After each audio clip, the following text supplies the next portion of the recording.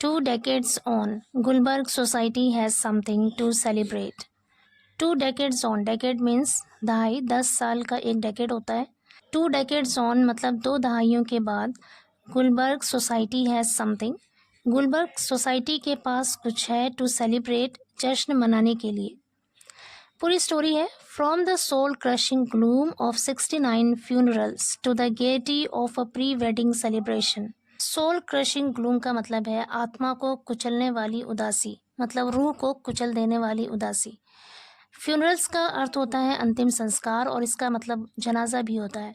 69 funerals, 69 जनाजों का आत्मा को कुचल देने वाली उदासी से लेकर to the gaiety of a pre wedding celebration. Pre wedding मतलब विवाह पूर्व यानी शादी से पहले की उत्सव की खुशी तक. It has taken 22 years of healing. Healing का मतलब है यहाँ पर उबरना. And waiting for Ahmedabad's Gulberg society to embrace the catharsis of new beginnings. Embrace means गले लगाना, कथारसिस मतलब होता है शुद्धिकरण. न्यू बिगिनिंग्स का अर्थ है नई शुरुआत.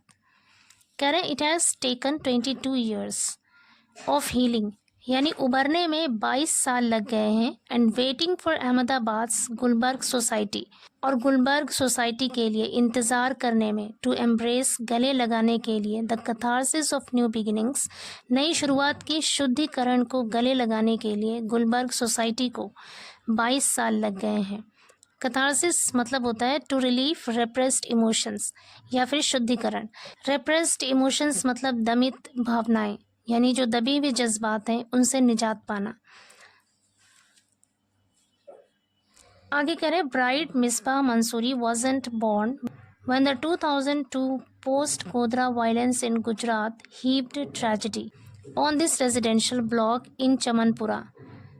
ब्राइड मतलब दुल्हन, मिसबा मंसूरी wasn't born, दुल्हन मिसबा मंसूरी पैदा नहीं हुई थी when the 2002 post Godhra violence, जब 2002 के गोधरा के बाद के हिंसा से गुजरात में हीप्ड ट्रेजेडी, ढेर सारी त्रासदी हुई यानी ढेर सारी मुसीबतें आई, परेशानियां आई. ऑन दिस रेजिडेंशियल ब्लॉक, इस आवासीय ब्लॉक पर, इन चमनपुरा, चमनपुरा में. तो कह रहे हैं कि उस टाइम जब 2002 के गोधरा के बाद की जो हिंसा हुई थी उसमें जब बहुत सारी ट्रेजेडीज हुई, बहुत सारी परेशानियां आई, तो उस वक्त मिसबा मंसूरी की पैदाइश नहीं हुई थी.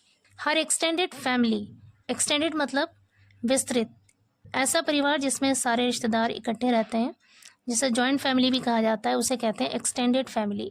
हर एक्सटेंडेड फैमिली लॉस्ट 19 मेंबर्स, उसके विस्तृत परिवार ने 19 सदस्यों को खो दिया था. 6 of them चिल्ड्रेन, उनमें से 6 बच्चे थे. इन द मैसेकर, मैसेकर मतलब हत्याकांड, सामूहिक हत्याकांड को कहते हैं मैसेकर. उस हत्याकांड में, उस सामूहिक हत्याकांड में 19 लोगों की जान गई थी, जिसमें से 6 बच्चे थे. ओवर 2 decades लेटर, 2 दहाइयों के बाद, द 19-year-old's फादर, 19 साल की उस लड़की के पिता, among the few survivors of the communal violence. Communal violence का अर्थ है सांप्रदायिक हिंसा.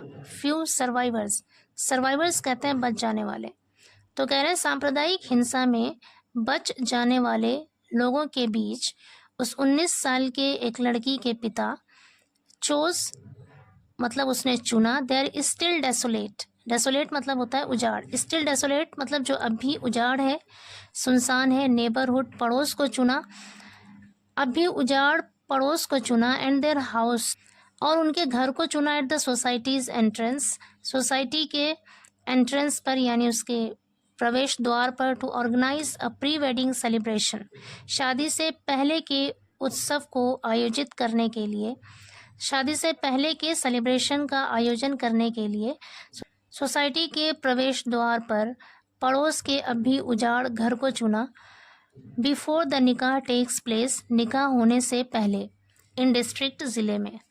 आगे कह रहे हैं on Monday the sound and smell of an Indian wedding emanating from the Mansuri family's house appeared to lift the shroud enveloping the neighborhood for so long.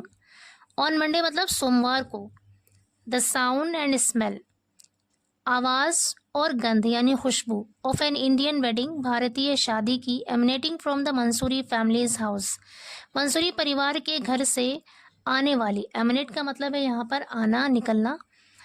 Mansuri परिवार के घर से आने वाली भारतीय शादी की खुशबू और आवाज़। अपीयर्ड, आवाज़ से ऐसा लगा, अपीयर्ड का मतलब ऐसा प्रतीत हुआ, ऐसा लगा। To lift the shroud, shroud मतलब कफन, लिफ्ट मीन्स उठाना। एनवेलपिंग मतलब छाया हुआ। द नेबरहुड, पड़ोस। फॉर सो लॉन्ग, काफ़ी लंबे समय से, कह रहे काफ़ी समय से या काफ़ी वक्त से पड़ोस में छाए हुए कफन को उठा दिया हो, ऐसा लगा। किस चीज़ से ऐसा लगा?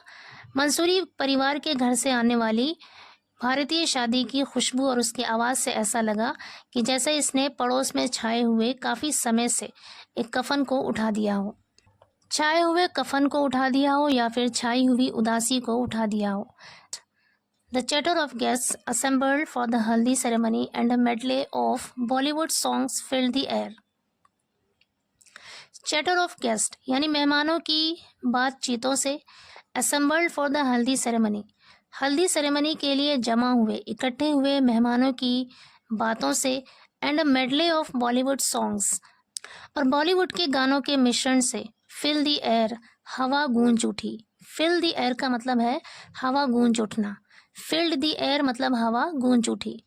आगे कह रहे हैं as girls and women in finery danced to the music, जैसे ही लड़कियों ने और महिलाओं ने, इन फाइनरी मतलब होता है सज धज कर, साज सज्जा में, जैसे ही लड़कियों और महिलाओं ने सज धज कर संगीत पर नृत्य किया, डांस किया, मेहमानों की बातों से और बॉलीवुड के गानों के मिश्रण से हवाएं गूंज उठी।